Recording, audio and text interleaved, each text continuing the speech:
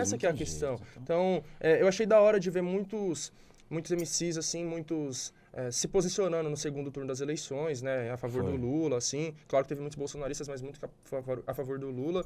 E, porque eu acho que, mano, é isso, o funk tem que se posicionar. Então, se eu não me engano, a Condzilla, GR6, MC Marques, vários se posicionaram ali. Não tem como ficar omisso, parça. Não tem como falar, eu sou neutro. Não tem neutralidade quando a gente tá falando disso. A gente tá falando de um fascista do caralho que tá acabando com o Brasil até o talo, e o outro ali que errou pra caralho, tá ligado? Não é o perfeito, Não, ninguém mas é que nem se perfeito. compara.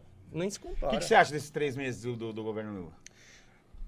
Eu acho que é isso, né? Teve muitos erros e muitos acertos, né? Eu acho que Esse negócio da comunicação que você falou é maravilhoso. Eu mesmo não tinha percebido isso e é verdade. Não, já começa pelo fato de que ele deu o Ministério das Comunicações para um cara do União Brasil. Para quem não sabe, o União Brasil é um partido recente, acho que ele se formou em 2022, de uma fusão do DEM com o PSL.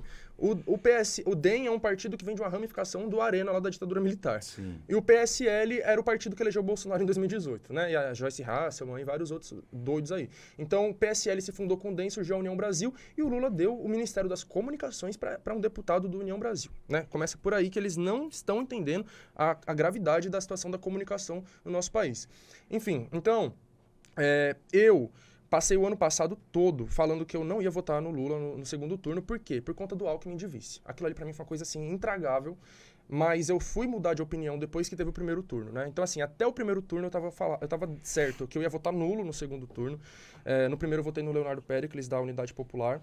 E quando aconteceu o resultado do primeiro turno, que saiu, assim, o Bolsonaro e o Lula muito próximos, eu fiquei, assim, chocado. Porque o Datafolha tava dando que o Lula ia ganhar no primeiro turno e tal, você tava... Também a máquina que Então. foi utilizada pelo Bolsonaro, pelo amor de Deus, nunca foi utilizada a máquina desse jeito, nem na ditadura, cara. Sim. Pelo amor de Não, Deus. sem contar- O aparelhamento policialesco que foi A usado, Polícia cara. Rodoviária Federal impediu Pelo as amor pessoas de irem Deus. votar. Então, assim, E o pânico moral que foi criado por causa das fake news, tá ligado? Era coisa de você ir na padaria comprar um pão e tá uma tiazinha mostrando um vídeo lá pro padeiro falando: olha aqui o Lula fazendo macumba lá na Bahia pra ganhar as eleições. Ó aqui o Lula vendendo a alma dele pro diabo, sabe? E como que a gente rebate uma coisa dessas? Enfim, e aí... Quando saiu o resultado do primeiro turno, com o Bolsonaro muito perto do Lula e com a chance real de virar o bagulho, aquilo ali me deixou em choque. Na verdade, eu nem vi o resultado do primeiro turno, porque eu fiquei com tanto medo que eu enchi a cara e capotei lá. Só acordei no dia seguinte, eu não sabia nem onde que eu tava. Aí eu fui direto olhar o resultado da apuração e deu que ia ter segundo turno e que o Bolsonaro tava muito perto do Lula. Eu fiquei em choque. Aí eu vi o Tarcísio na frente do Haddad. Sendo que o Datafolha também mostrava o Haddad na frente. Eu vi o Tarcísio na frente e falei, puta que pariu, sem contar que era tipo 10% de votos de diferença, se eu não me engano. É muita coisa. Eu vi Damares eleita, Mourão eleito, senador, merda. Sérgio Moro eleito, Sérgio Moro. astronauta. Eu falei, mano do céu.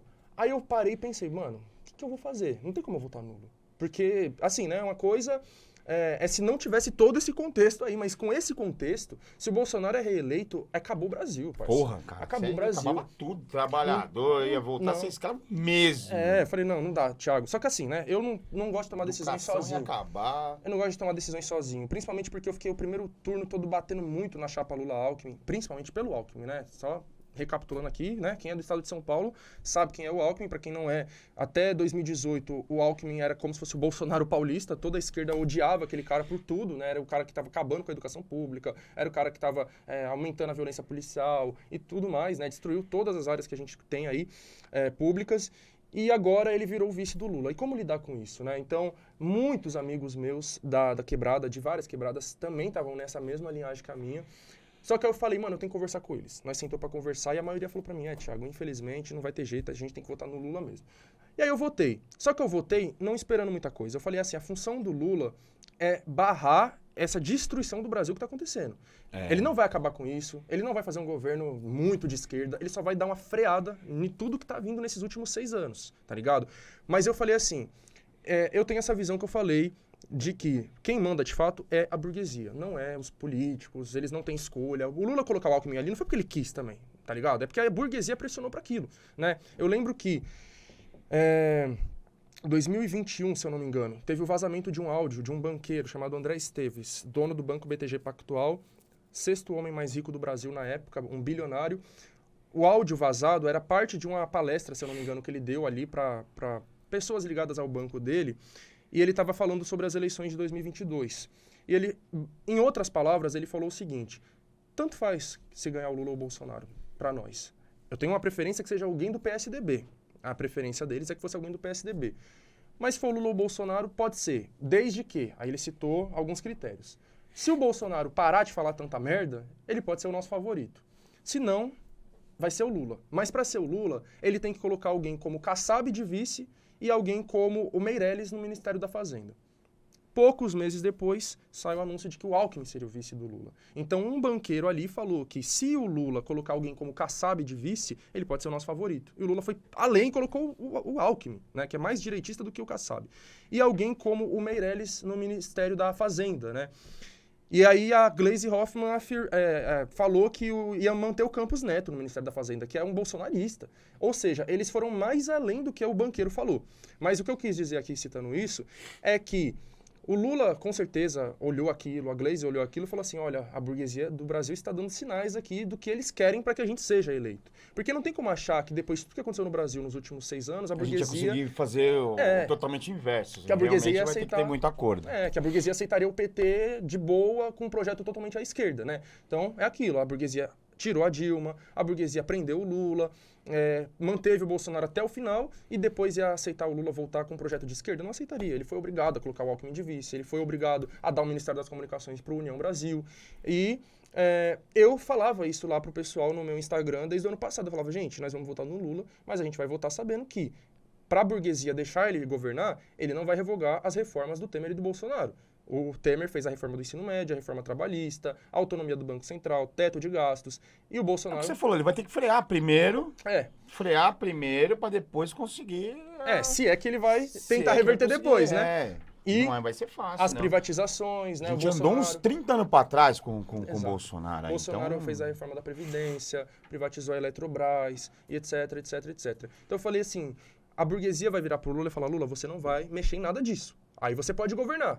Só que se ele não mexe em nada disso, a nossa vida continua uma merda. O novo ensino médio continua aí fudendo com a vida de professores e estudantes. O PPI do Temer na Petrobras continua fazendo o preço da gasolina tá alto. E a reforma trabalhista continua fazendo... Todos os jovens hoje em dia tem que estar fazendo Uber, iFood, porque não tem trabalho.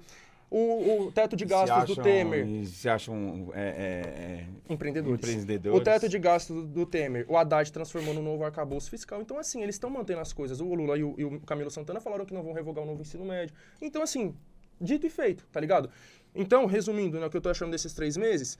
Acho que, assim, 3 meses de governo Lula já são infinitamente melhores do que 6 anos de governos Bolsonaro e Temer, disso eu não tenho dúvida. Mas tá totalmente longe ainda do que seria ideal pra gente, tá ligado? Eu acho que se não for revogada essas reformas que eles fizeram, a nossa vida não vai melhorar. E se a vida do povo não melhorar, assim, né, o Lula já tá equilibrando pratos aqui, porque ao mesmo tempo ele tá falando pros estudantes, calma, eu vou ver a questão do ensino médio. Ele tá virando todos pela educação e pra Fundação Lehman e falando, não vou revogar. E os estudantes estão pressionando. Aí o Lula vira pro MST e fala, calma, vou fazer reforma agrária, espera mais um pouco. Aí vem os latifundiários e fala assim, eu quero fazer a CPI do MST.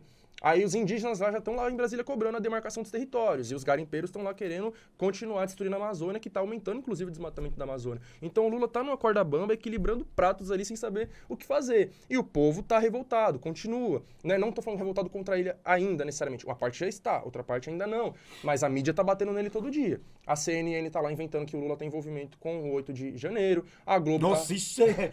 Cara, quando eu escuto um negócio desse, eu vou dar golpe em mim mesmo, cara. Entendeu? Então, a mídia já está batendo nele. A Jovem Pan não precisa nem falar nada, tá ligado? Então, a questão é essa, tá ligado? Se o Lula continuar mantendo essas reformas do Temer, se o Haddad vier com esse tal desse arcabouço fiscal, sabe? Continuar o novo ensino médio... Então, mas se eles vierem também com tudo... Amanhã os caras somem com Lula, somem com Haddad, somem com tudo. Essa é a questão. Precisa todo mundo entender também que se você dá uma virada com tudo, bicho... Sim. Vão assassinar os caras. Então, Eita porra. Eita porra. Que susto. Essa é a questão, né?